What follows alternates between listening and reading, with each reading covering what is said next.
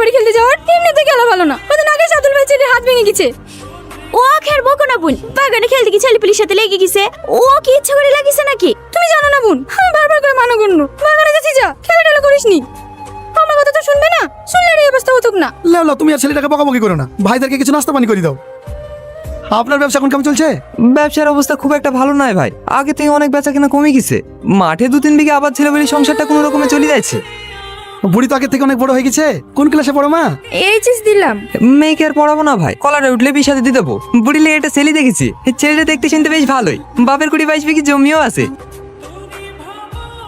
আর একবার লাগা, কোথাও ব্যস্ত আছে মনে হয়। ও আমার নাম্বারটা ব্লক করে দিল। ছেলেদের এটা হচ্ছে দোষ, প্রেম করবে, ভালোবাসবে, মিষ্টি মিষ্টি কথা বলবে, সবকিছু করবি, আর যখনই বিয়ে করার সময় আসবে অমনি নাচিলার ভান করবি। তুই কাঁদছি কেন? তুই একটু শান্ত হ। এই রাজের কোনো বন্ধুর নাম্বার আছে তোর কাছে? আছে। নাম্বারটা আমাকে দে। না না, আমি এখন বিয়ে করতে পারবো না। তাহলে আমার এই গর্ভে আসা বাচ্চাটার কি হবে? কি আবার হবে? অ্যাবর্শন করে নাও। এইসব তুমি কি বলছো? আমি কেন বাচ্চা নষ্ট করবো? আমি জানি তুমি এটা মন থেকে বলনি, তুমি তোমাকে অনেক ভালোবাসো, তাই না? তোমরা তো দুজন দুজনকে ভালোবাসো, তাহলে তোমার বিয়েটা করতে সমস্যা কোথায়? আমি ওকে বিশ্বাস করিনি।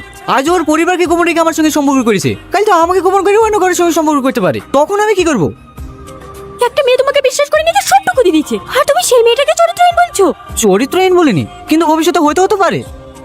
ছি, তোর মতো ছেলেকে আমার মানুষ বলতে ঘৃণা লাগছে।